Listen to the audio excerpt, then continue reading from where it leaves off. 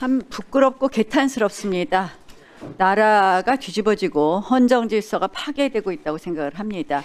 우리 국회에서 그저께 통과시킨 법들 보십시오. 정부조직법, 국감 증감법, 국회법 전부 다 하나같이 위헌 위법합니다. 그런데 그 중심에 법사위가 있습니다. 법사위는 또 그 진행에 있어서도 안타깝지만 4명 의원 앉아 있는데 3명의 의원들에게 퇴장을 명하고 질서유지권을 직권의 사실을 남용해서 발동하고 이렇게 해서 오늘 청문회 요구서도 어떻게 제출됐습니까? 어떻게 통과됐습니까? 협의라는 절차가 있었나요? 우리가 검찰 해체 청문회 하는데 불쑥 청문회 요청서 제출해서 이렇게 통과시키고 오늘 청문회가 이루어졌습니다. 저는 사실은 이 청문회 자체도 도대체 있을 수 없는 청문회다. 오죽했으면 대법원장이 불출석 사유서가 아니라 의견서를 냈겠습니까? 헌법 103조 위반이고 법원조직법 65조 합의는 공개할 수 없다는 법원조직법 65조 위반이고 그리고 국정감사 및 증언에 관한 법률 제8조 위반입니다. 민주당이 한마디로 이런 청문회를 빌미로 해서 이재명 대통령 재판 뒤집고 그리고 내란 재판 무조건 유죄 내라 하는 것 이것이 노골적으로 한마디로 재판에 개입하는 것 이것이 바로 저는 입법부에 의한 내란이라고 봅니다. 저희한테 내란 하시지 말고 이런 행위를 하는 것 자체가 국민들에게 부끄러운 일이다. 그 청문회에 당연히 오지 않아야 될 출석하지 않아야 될 사람들이 의견서를 냈습니다. 그런데 그 청문회에 안 왔다는 이유로 가짜 유튜브 뉴스를 기반으로 한 청문회에 안 왔다는 이유로 대법원 청문회를 하루 더 한다? 이건 뭐 정치 보복입니까? 국회가 이렇게 막강한 권한이 있습니까? 선출된 권력이 제일 우위에 있다. 권력도 서열이 있다라는 대통령의 말씀이 이재명 대통령의 말씀이 신호탄이 돼서 대통령도 바꿔치는데 대법원장은 못 바꾸냐? 뭐 판사가 무오류의 신이냐? 저희는 보니까요. 여기 국회에 총무비서관 한 번도 출석 안 한 적 없었는데 그 출석 안 하는 김현지 지금 현 부속실장 그분이 무법의 신인 것 같습니다. 도대체 이렇게 무오류의 신인가 하면서 이렇게 대법원을 도륙하고 또 지금 뭐 파견 검사들 아니 뭐 검찰청 해체한다는데 파견 검사들이 본인들 의견 표명 당연히 할 수 있죠. 이걸 또 법사위에서 개입하겠다? 저는 이렇게 판검사 도륙하고 대한민국 권력이 선출된 권력이 모든 권력에 우선한다고 하는 것 자체가 국민이 준 선출된 권력, 입법부에 대한 이 권한을 넘는 거라고 생각을 합니다. 멈춰야 된다고 생각을 합니다. 특히 이번 청문회에 있어서는 지금 민주당이 대법원에 이렇게 도륙하고 나서 뭐 사심제를 도입한다고 하는데요. 저는 그건 뭐냐? 사심제에서 헌법재판소로 가져가겠다. 헌법재판소는 민주당 주머니에 안에 있나 보죠. 정말 창피한 일이라고 생각을 합니다. 그래서 이 사심제 한다는 것 자체가 민주당이 신속한 재판하겠다는 것에 하고 모순되는 것뿐만 아니라 정말 이렇게 해서 대법원의 권위를 어떻게든지 실추시키고 그리고 한마디로 이 사법부를 뒤집겠다는 거 이것에 대해서 국민들은 그 뜻을 알 거라고 생각을 하고요. 여기 서영교 의원님, 전현희 의원님 오셨는데 이게 다 가짜 뉴스로 시작된 거 아닙니까? 그 AI 뭐 이런 운운하시지 말고 가짜 뉴스에 대한 것. 특히 서영교 의원님 지난번에 우리 당 보좌진 이름 거명해서 완전히 보좌진이 엄청 고생했습니다.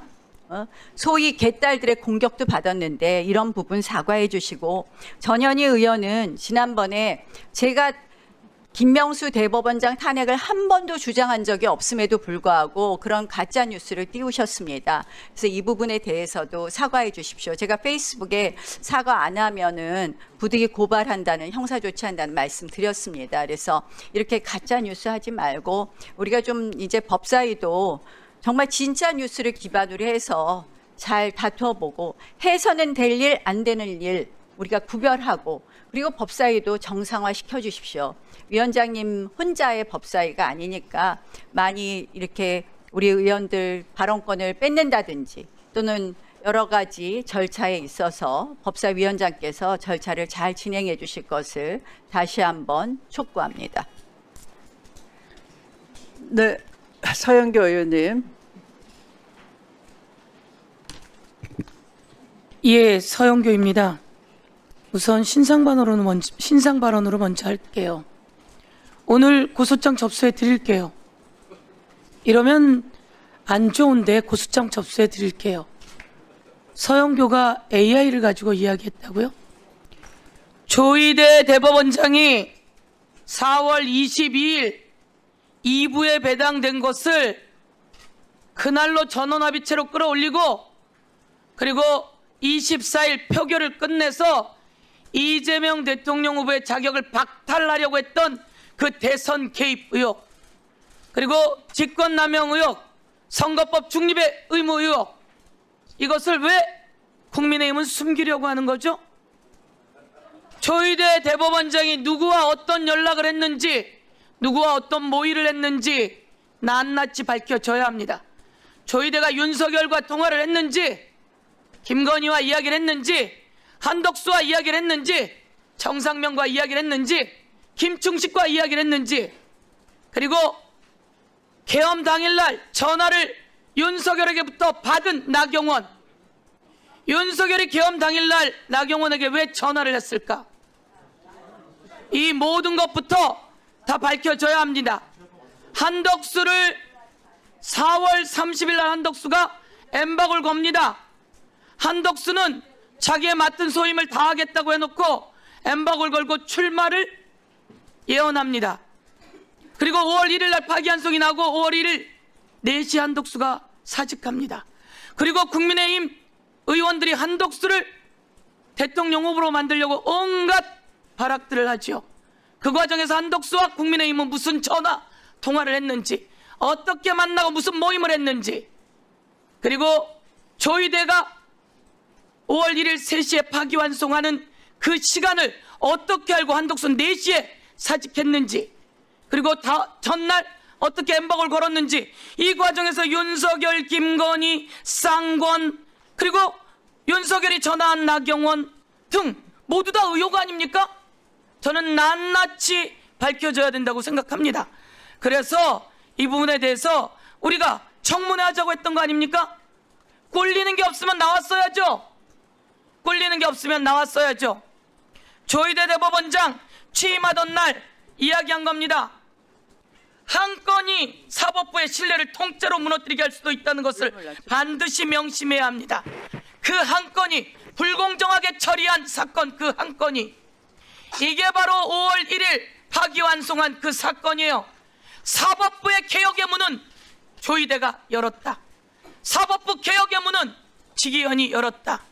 검찰 폐지의 문은 윤석열이 열었다. 검찰 폐지의 문은 윤석열과 함께 있었던 그 검사들이 열었다.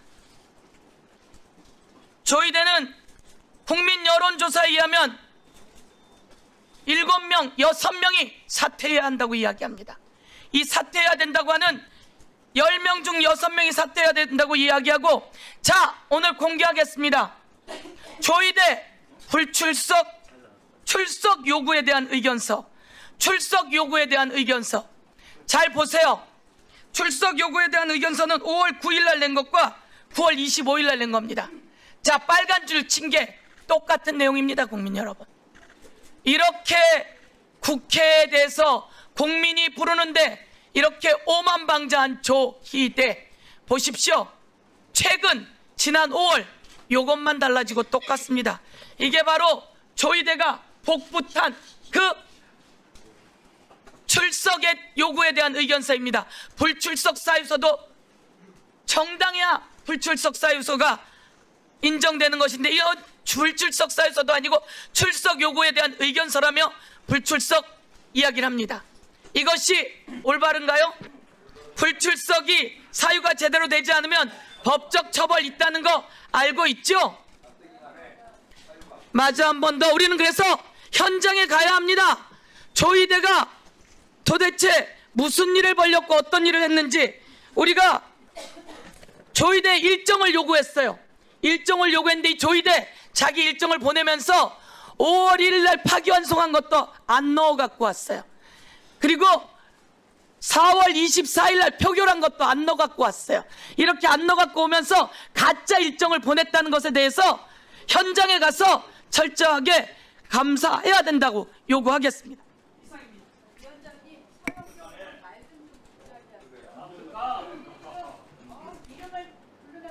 다음 토론하실 의원님. 네, 김기표 의원님 토론해 주십시오. 조용히 해 주십시오. 부천시의회 국회의원 네, 조용히 해 김기표입니다. 조용히 해 주십시오. 자, 조용히 해 주세요. 부천시의회 국회의원 김기표입니다. 조용히 해 주세요. 다시 시간을 다시 넣어주세요. 자, 서영교 의원님 조용히 해주세요. 곽규택 의원님.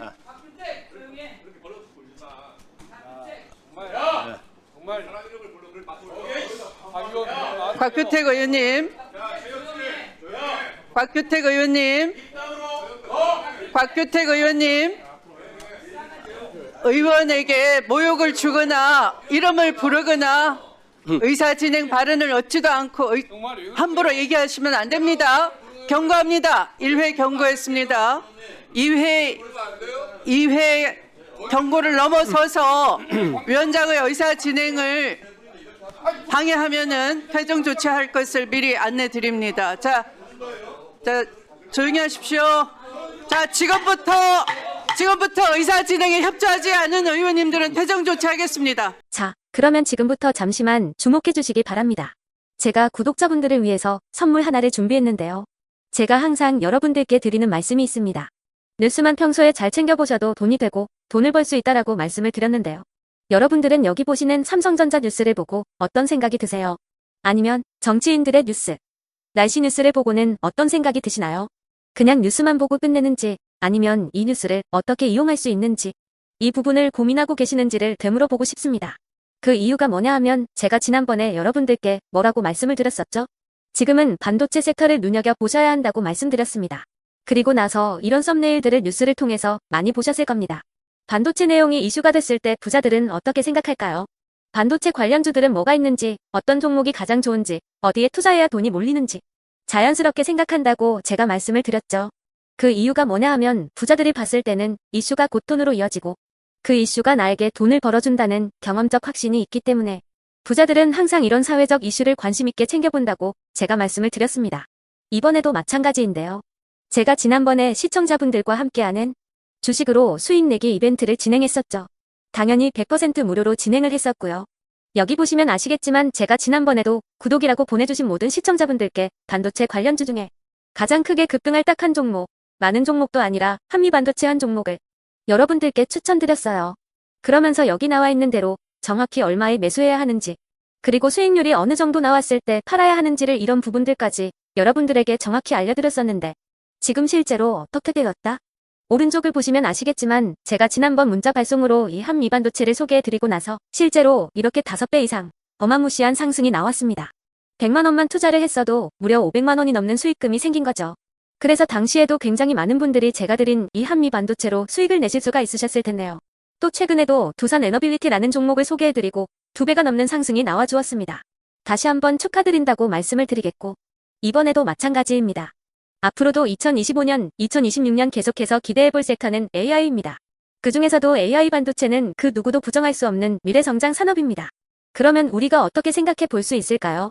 AI 반도체 종목 중에 앞으로 크게 대장 역할을 하면서 10배 이상 급등할 수 있는 템베거 종목을 지금부터 열심히 추적해야 한다는 겁니다.